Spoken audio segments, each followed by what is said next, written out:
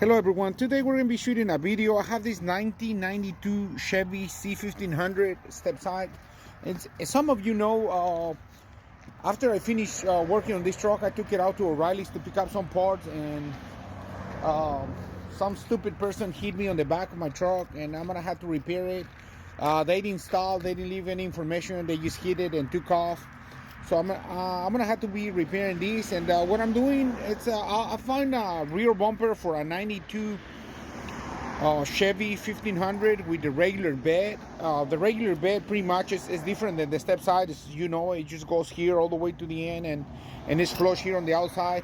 However, I believe that the bumper is the same size, and I'm probably gonna have to modify it.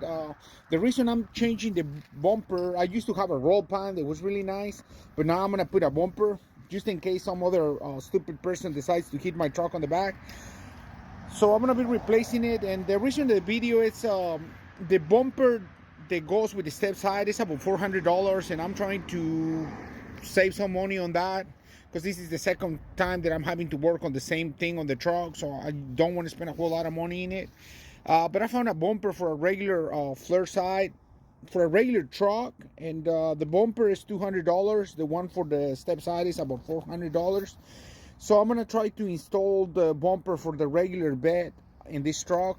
I think it's possible. I'm gonna let you guys know whether it's possible or not. If you're in the same situation, you'll be able to save some money. I really think it's gonna work out. I'm gonna have to paint that bumper and stuff, but please stay tuned. I'm gonna let you know if it's possible to do that and save some money.